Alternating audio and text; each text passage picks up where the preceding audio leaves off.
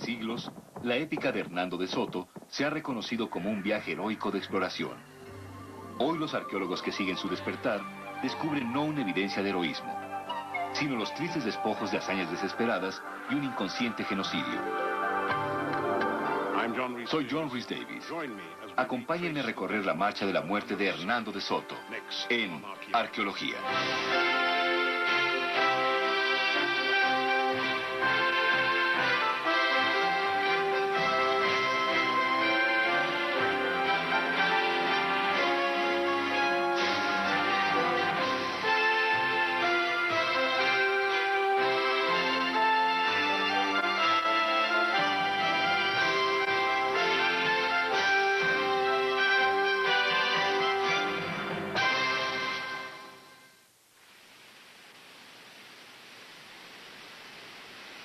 Miles de misteriosos montículos como este plagan el sudeste de los Estados Unidos. Durante siglos, su fantasmal presencia intrigó a cuantos lo vieron. ¿Quién los construyó? Seguramente no los tristes salvajes que los historiadores de los siglos XVIII y XIX pensaron. Quizá una raza perdida que existió mucho antes de que el primer hombre blanco posara su pie en el Nuevo Mundo, condenados para siempre al olvido de la prehistoria. Durante la década pasada, los arqueólogos han seguido la ruta del conquistador Hernando de Soto, buscando pistas de cómo pudieron haber perecido los indígenas.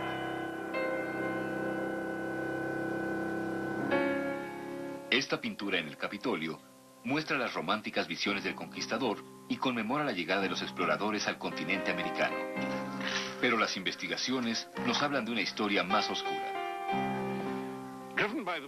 Llevados por la misteriosa desaparición de los constructores de montículos, los arqueólogos están repasando los pasos del gran conquistador Hernando de Soto.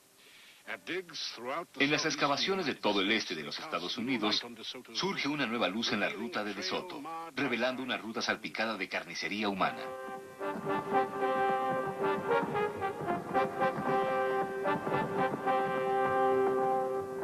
Cuando de Soto pisó la Florida, era un rico y avesado veterano de las aventuras españolas en el Nuevo Mundo. De Soto llegó al Nuevo Mundo a la edad de 14 años. Fue todo un triunfo como conquistador. Participó en el pillaje de las sociedades latinoamericanas en Centroamérica. Participó con los hermanos Pizarro en el saqueo del Imperio Inca. Y también se convirtió en un hombre muy rico. Pero la riqueza solamente no pudo satisfacer la incesante ambición de Soto. Para dejar su huella en la historia, arriesgó su fortuna en una sola jugada. Su propia expedición en busca de El Dorado. Cuando llegaron al Nuevo Mundo, ninguno de los conquistadores llegó con la intención de quedarse. Querían llegar y encontrar El Dorado. Querían encontrar el oro de los incas. Si no lo encontraban, regresarían sin ningún tipo de título, sin ningún nombre. Y por ello se sabían contra la pared para lograrse un nombre en el Nuevo Mundo. Muchos lo habían logrado, no había por qué dudar que ellos también lo lograrían. Después de aniquilar la gran riqueza del Imperio Inca, los españoles volvieron sus ojos al norte. De ahí llegaban rumores de oro, plata y joyas más allá de toda imaginación del más grande monarca inca. De hecho, algunos objetos preciosos habían sido arrebatados a los nativos del norte. Por una gran ironía de la historia, los conquistadores nunca llegaron a conocer la verdadera fuente de esa riqueza: sus propios galeones hundidos.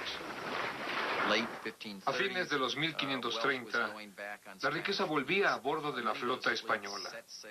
Muchas de esas flotas partieron de la costa mexicana. Dieron vuelta al Golfo.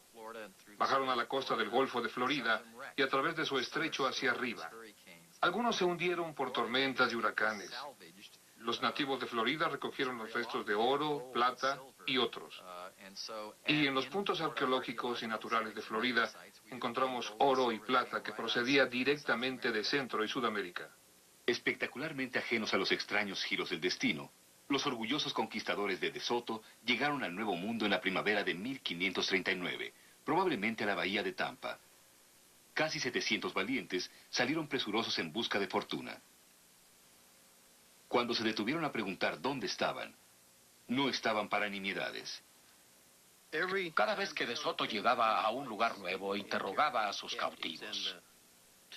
Y las dos preguntas eran: ¿Dónde se encuentra el príncipe más rico de estas tierras? ¿Dónde está la sociedad más rica y más grandiosa? También preguntaba específicamente a los naturales sobre su precioso oro y plata.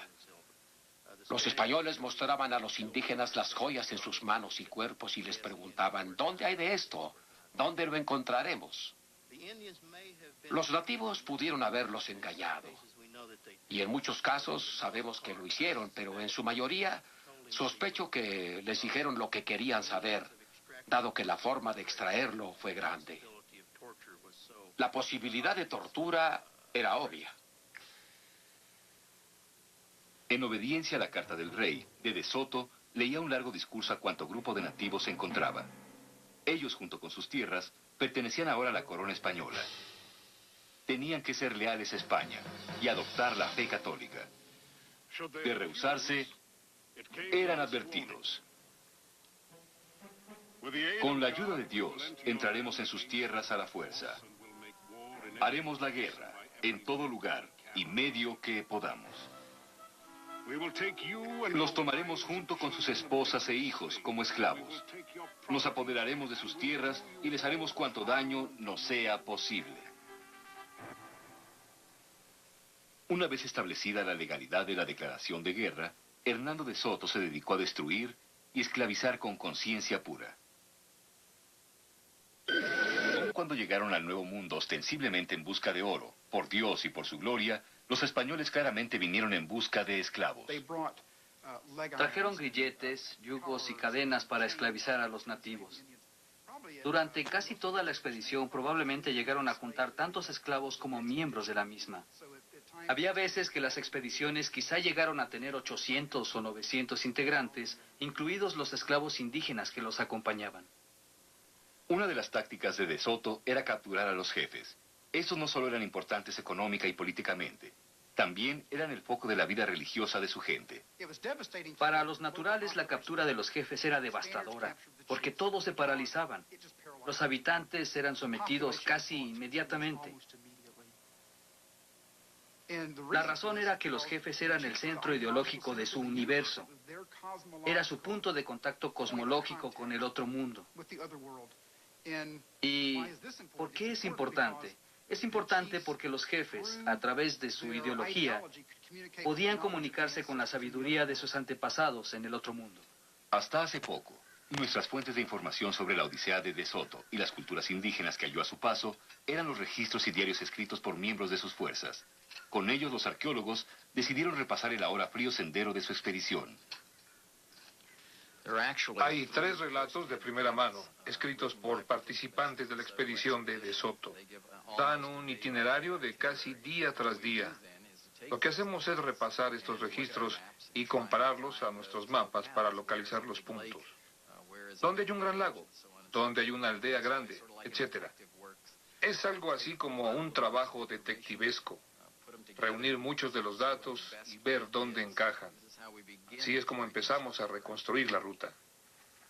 Buscar la evidencia de los españoles, al decir del arqueólogo, será la mejor forma de encontrar los restos de las culturas indígenas perdidas. En algunos de los puntos arqueológicos podremos ver la evidencia del impacto de los españoles en los nativos. De hecho, varios de los lugares en la ruta muestran una horrible evidencia gráfica de huesos de indígenas. Los restos de gente que vivió en 1539 y que fueron atacados por españoles armados. Uno de los importantes puntos de contacto en Florida es el montículo Tatham. Los arqueólogos encontraron los restos de 300 personas que murieron casi al mismo tiempo. La causa de la muerte fue grotescamente clara. En este grupo de personas, los huesos mostraron claramente haber sido atravesados por espada. Uno de ellos, horrible. El hombro izquierdo de un hombre totalmente desprendido. Probablemente cortando el brazo completo de una persona. Algunos de huesos más largos.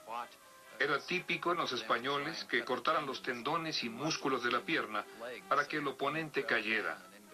Después los atacaban en la cintura para que soltaran el arma.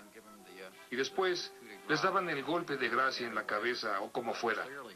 Es claro que la gente moría a causa de estas pequeñas batallas o luchas.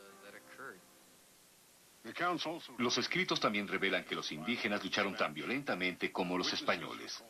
Los testigos registran escenas horripilantes.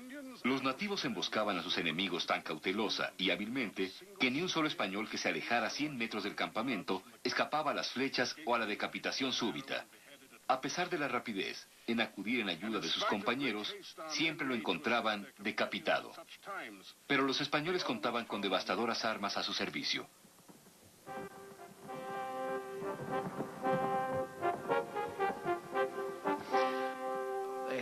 Tenían ballestas, tenían arcabuces, tenían cañones, buen armamento. Creo que la mejor arma fue el caballo. Y repetidamente, cuando se sentían en peligro, los caballeros montados en esos caballos simplemente acababan con la fuerza indígena. Esencialmente, un caballero montado era el tanque Sherman de aquellos días. Contaba con espada, armadura, perro de ataque y su caballo de guerra. Era casi impenetrable y atacaba al indígena simplemente con caballos. Cargaba contra ellos, lo derrotaba y lo mataba. Las armas básicas de los nativos eran los garrotes, flechas y arcos, tal vez hasta lanzas, que no creo que las usaran mucho. Las armas de los españoles y además la combinación de hombres montados con lanzas y perros, pues era devastadora.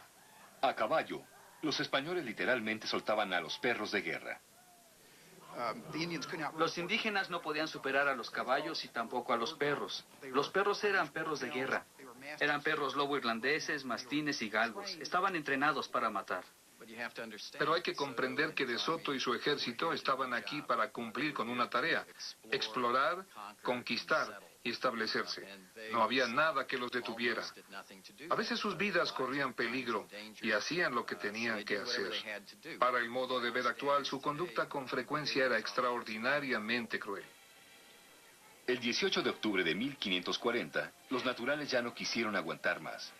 Planearon una elaborada emboscada para terminar de una vez por todas con el terror español. En la aldea de Mavila, el jefe Tascalusa atacó sorpresivamente al ejército de De Soto. Los españoles asesinaron a los indígenas en donde estaban. Fue un baño de sangre. Los testigos relatan la historia. Las mujeres y niños hasta de 4 años lucharon con nosotros. Los niños indígenas se ahorcaron para no caer en nuestras manos. Otros saltaron al fuego por voluntad propia. Los disparos de flechas fueron tremendos y fueron enviados con tanta fuerza que atravesaron la lanza de un caballero. Matamos 3,000 indígenas sin contar muchos otros heridos, a quienes después encontramos muertos. Tras la batalla, descansamos ahí durante un mes y quemamos casi todo el lugar. Mavila fue un lugar clave, un doblar de campanas de muerte, no solo para los nativos, sino para las vanas esperanzas de gloria de De Soto. Los cronistas dicen que después de Mavila, De Soto comenzó a desperdiciar su vida. Es decir, la vida de su propio ejército y especialmente la de los nativos. Todo a causa de que sintió la derrota. Sintió la derrota de su expedición y sintió la ruina. Presionó mucho a sus hombres y aún más a los indígenas. En 1542 las cosas llegaron a más extremos. En los últimos meses de su vida, cuando adivinó que todo estaba perdido.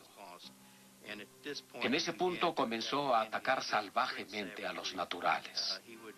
Inició un tipo de acción de aniquilamiento contra alguna aldea y ordenaba a sus hombres que mataran a todos. El propósito era aterrorizar a todo aquel indígena que se enterara de este incidente. A pesar de lo avanzado de su armamento y las salvajadas de los españoles, los nativos pudieron haberse salvado de no haber sido por un adversario más insidioso, la enfermedad. Cuando los conquistadores partieron al oeste, también dispersaron enfermedades mortales. La propagación de epidemias redujo inmensamente la población en todo el sudeste de los Estados Unidos en el siglo XVI.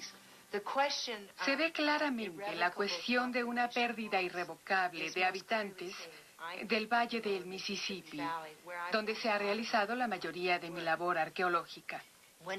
Cuando De Soto llega, en 1540, hay aproximadamente 80 aldeas grandes entre Memphis, Tennessee y Baton Rouge, Luisiana. De Soto pasa por ahí, se queda 4 o 5 meses y sigue adelante.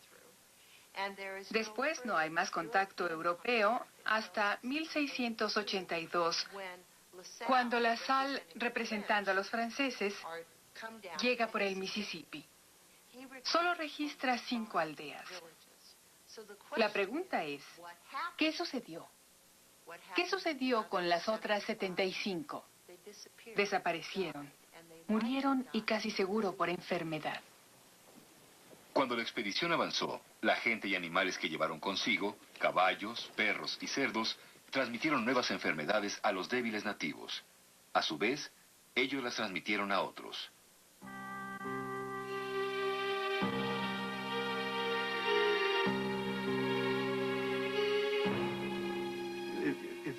Si pensamos en una de las mayores ciudades de los Estados Unidos y la reducimos en un 98 o 99%, se dará una idea de lo devastadoras que eran estas sociedades.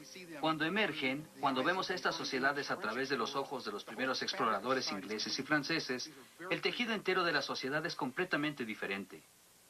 ¿Será posible que las guerras, aún entre las tribus nativas americanas, pudieron haber causado esta reducción en población?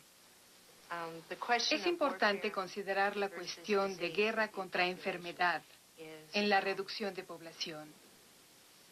Y hay que señalarlo con toda claridad. Hay dos. Hay varias líneas de evidencia que podemos usar en la enfermedad contra la guerra. Primeramente, la guerra en el siglo XVI es muy primitiva. Hay lugares como Mabila donde desaparecieron todos los habitantes, pero todo lo demás está intacto. Son pueblos específicos que fueron destruidos. Ya que la enfermedad se propagó entre la gente, hubo una gran destrucción en una zona de espacio mayor. Donde De Soto pasó periodos más largos, la gente desapareció. No es posible que la guerra del siglo XVI, provocara esto. Los misiles nucleares del siglo XX pueden lograrlo, pero no las guerras del siglo XVI. La reducción en la población de los nativos locales fue dramática. La razón de esta ocurrencia a gran escala fue que cuando la gente del pueblo enfermaba, aparentemente todos lo hacían al mismo tiempo. Y aunque solo bastara un vaso de agua para salvarle la vida, no había quien fuera al río o al lago a recogerla para que sobreviviera. Con todos enfermos al mismo tiempo, no había quien saliera a recoger hierbas o a cazar para traer carne. Los pueblos pudieron haber sufrido enfermedades menores y haber muerto de hambre.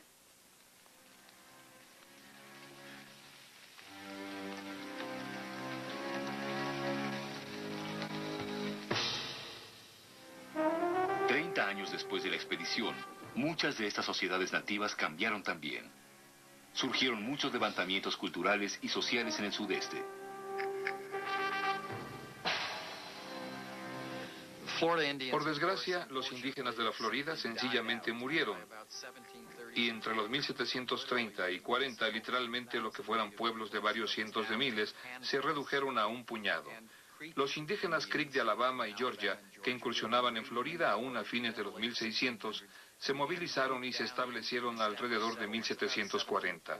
Continuaron haciéndolo, pero aquellos Creeks que los españoles llamaron cimarrones o fugitivos por haber abandonado sus hogares, después fueron los Seminoles o los Seminoles de hoy día.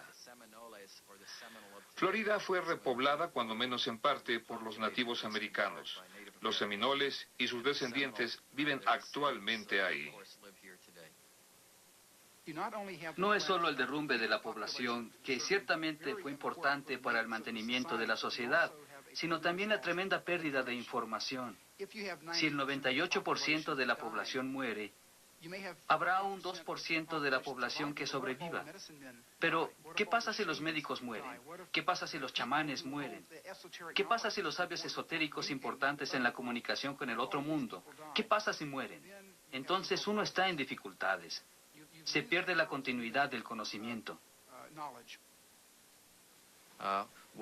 Lo que había aquí en el siglo XVII es muy diferente de lo que había aquí en el siglo XVI. Solo podemos mencionar algunos de los pueblos nativos que De Soto encontró a su paso. Los Usita, los Macoso, otros en Florida. Nuestra única información procede de la arqueología y de lo que nos expone la expedición de De Soto.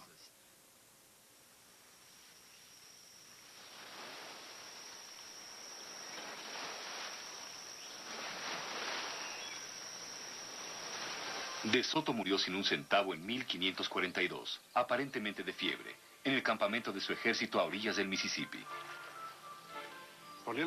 Durante casi un siglo después de la marcha de la muerte de Soto, los refugiados peinaron sus tierras vacías. Surgieron nuevas tribus y lenguas. El pasado colectivo se había perdido. Cuando los colonizadores ingleses y franceses vieron los montículos y preguntaron, ¿de quién son esos monumentos?, los descendientes de los constructores ya lo habían olvidado. Apenas hoy, con la ayuda de la arqueología, están reclamando su pasado perdido.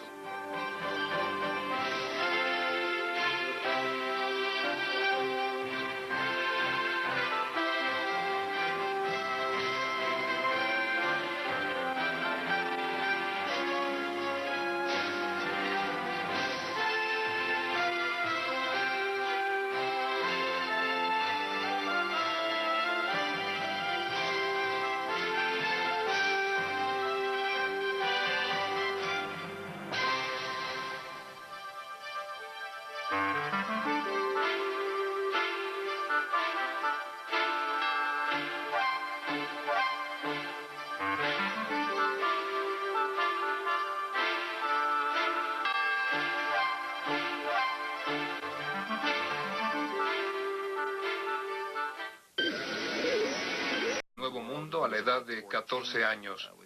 Fue todo un triunfo como conquistador. Participó en el pillaje de las sociedades latinoamericanas en Centroamérica. Participó con los hermanos Pizarro en el saqueo del Imperio Inca. Y también se convirtió en un hombre muy rico. Pero la riqueza solamente no pudo satisfacer la incesante ambición de De Soto. Para dejar su huella en la historia, arriesgó su fortuna en una sola jugada: su propia expedición en busca de El Dorado. Cuando llegaron al Nuevo Mundo, ninguno de los conquistadores llegó con la intención de quedarse. Querían llegar y encontrar El Dorado. Pero las investigaciones nos hablan de una historia más oscura.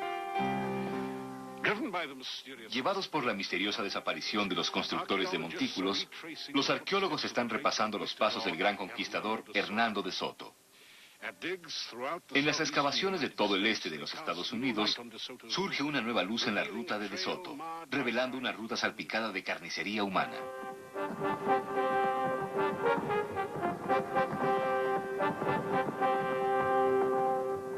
Cuando De Soto pisó la Florida, era un rico y avesado veterano de las aventuras españolas en el Nuevo Mundo. De Soto llegó al...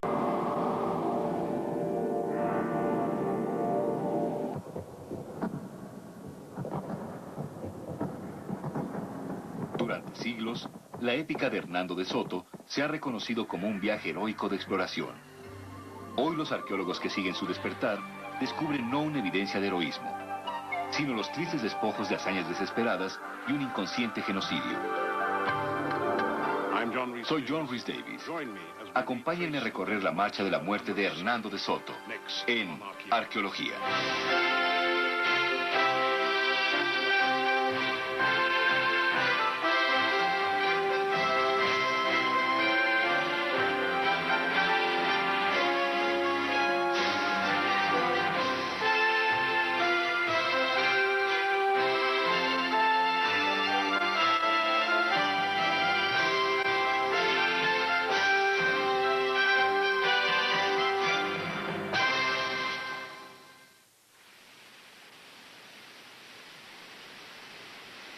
Miles de misteriosos montículos como este plagan el sudeste de los Estados Unidos. Durante siglos, Su fantasmal presencia intrigó a cuantos lo vieron. ¿Quién los construyó? Seguramente no los tristes salvajes que los historiadores de los siglos XVIII y XIX pensaron. Quizá una raza perdida que existió mucho antes de que el primer hombre blanco posara su pie en el Nuevo Mundo, condenados para siempre al olvido de la prehistoria. Durante la década pasada, los arqueólogos han seguido la ruta del conquistador Hernando de Soto, buscando pistas de cómo pudieron haber perecido los indígenas.